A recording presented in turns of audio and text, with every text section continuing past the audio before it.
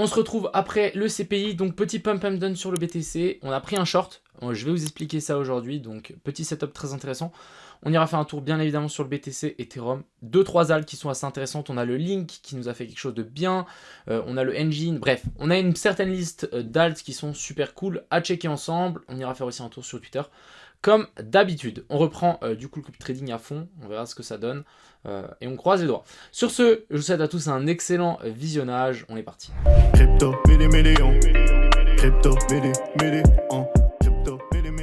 Avant toute chose, je vous mets un lien en description. Vous allez pouvoir faire un petit concours, donc carré de la fortune.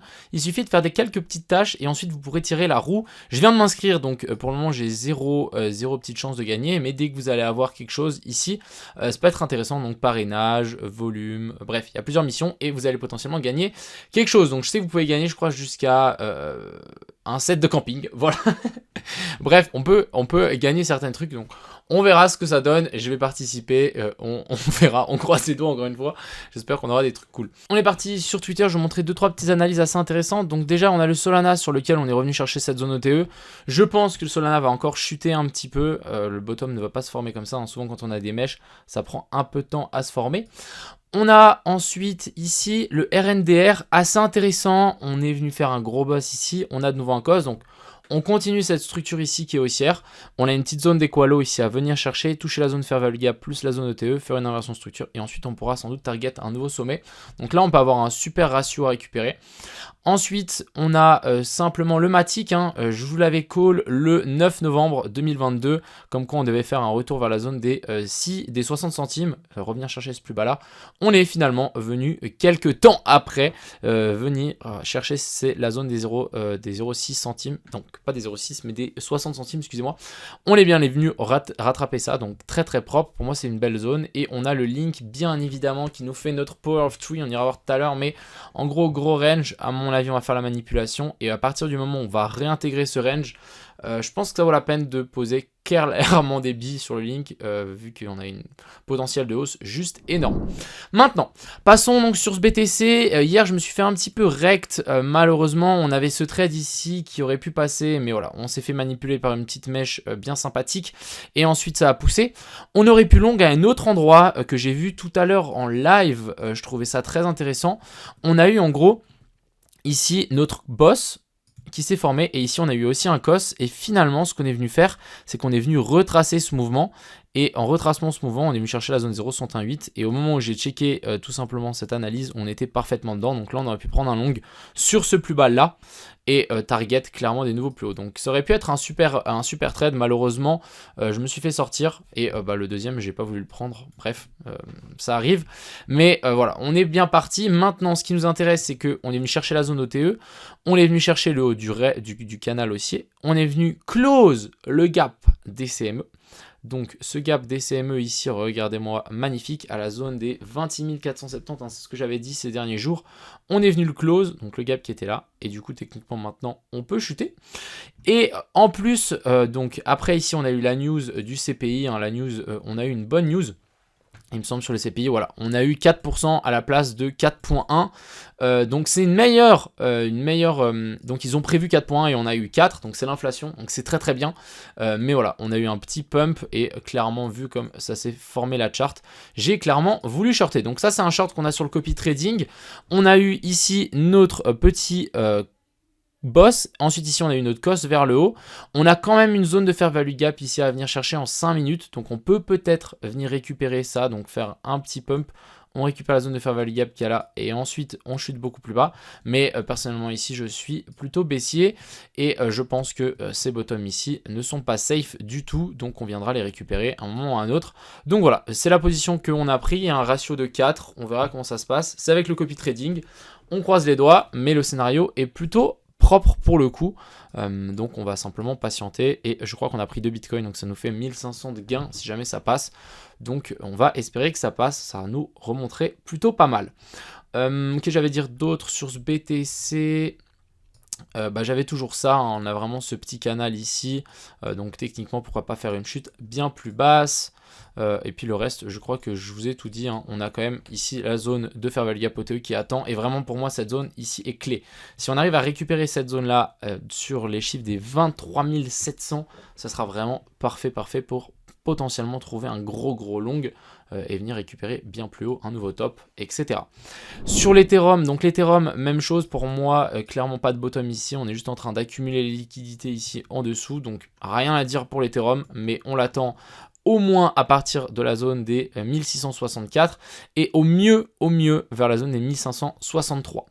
On va pas traîner plus que ça. On va checker toutes ces alts. Donc ouais, on en a un petit paquet. On a le donc ING, assez intéressant. Ce qu'il est venu nous faire, c'est que ici, pour moi, de nouveau, on accumule les lots ici en dessous. Donc on reste baissier, on veut un retour dans la zone OTE. On vient récupérer, j'avais mis une alerte, mais j'ai pas eu le temps de shorter parce que ça a été trop rapide. Mais alors en gros, j'attendais un retour dans cette zone de fair value gap, on l'a eu, donc personnellement maintenant c'est la cave qui devrait arriver dans un instant. Ensuite ici, on a le NIR qui est toujours donc sous le bottom, donc il faut absolument qu'on arrive à réintégrer ça. Je pense qu'on peut peut-être faire encore une dernière jambe baissière avant de vouloir repartir et pousser.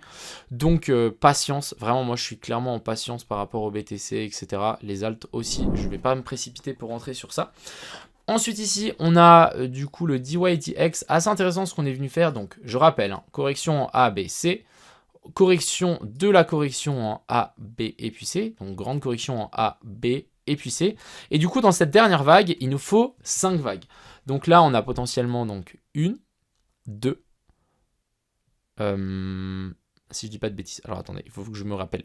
Donc ici, 1, 2, ensuite, on descend, si je dis pas de bêtises, ensuite on redescend 1, 2, 3, 4 et 5. Donc là, en fait, on trouve notre 3. Et Hugo, une fois qu'on a trouvé notre 3, qu'est-ce qu'on a? On attend notre vague 4 et potentiellement 5. Donc la 5, à voir si on vient faire un nouveau plus bas. Mais ça pourrait être assez intéressant de faire un petit dernier dump sur ce DYDX pour ensuite vouloir repartir vers le haut. Mais personnellement ici je ne longuerai clairement pas. On peut bien voir, hein, pour moi c'est juste des récupérations des liquidités en short de ces derniers temps. Et ensuite on continue cette chute tranquillement mais sûrement. Ensuite ici on a le XRP qui est venu taper donc cette borne haute. Ici on a eu un rejet assez violent. Ce qui est assez intéressant c'est qu'on peut clairement avoir ici une tasse séance qui peut se former. Donc maintenant ce qu'il nous faut c'est vraiment une cassure de la zone des 0,56. Si on casse ici la zone des 56 centimes, je pense qu'un achat sur le retest pourrait être très fructueux. Donc patientons, attendons une vraie confirmation. Ensuite ici on a le PP qui est vraiment au plus bas. Il nous fallait vraiment une clôture au-dessus de ces sommets là. Malheureusement on n'en a pas eu une. On a juste dû récupérer les stop loss. Donc clairement moi ce que j'attends c'est une récupération de ces là à un moment ou à un autre. Ensuite on a la masque sur lequel on avait fait un trade. Je sais pas si vous vous souvenez mais en fait on avait long ici. Et on avait target là, on avait même target un petit peu plus haut. Finalement, on n'a pas eu les targets plus hausses, mais on avait quand même pris des jolis profits. Et j'avais dit qu'on avait potentiellement un retour vers le bas pour récupérer tous ces lots. C'est exactement ce qu'on est venu faire. Donc maintenant, si on a une inversion de structure ici qui se met en place, je rappelle qu'on est toujours dans une structure haussière. À preuve du contraire, on a vraiment fait ici un COS. Et du coup, correction dans la zone ETE. Et du coup, techniquement, maintenant, on devrait repartir vers le haut. Donc maintenant, à surveiller cette zone-là. Si vraiment ça commence à lâcher, on n'a pas d'inversion de structure, on laissera passer l'opportunité, mais ça pourrait être assez intéressant de le surveiller dans cette zone-là. On a le H-bar qui a plutôt bien survécu au dump. Vraiment, on a presque rattrapé tout le dump, donc assez impressionnant pour le coup. On est venu s'appuyer sur l'ancienne zone ici de support, donc la déviation, et là on revient faire support dessus. Plutôt pas mal. Même esprit que le DYDX, etc. Je m'attends à une potentielle redescente, encore un dernier coup, et ensuite vouloir repartir. Pas de précipitation, mais on est sur une belle zone. On a le link, donc le link, hein, je vous en ai parlé juste tout à l'heure, mais en gros, ici, on a vraiment fait cette accumulation, énorme range. Ici, déviation sous les derniers plus bas, et du coup, si on réintègre, donc pour moi, si on réintègre la zone des 5.5, là, on peut avoir un magnifique long avec un stop loss juste ici en dessous pour target ces anciens sommets. Donc là, ça pourrait être très intéressant pour le link.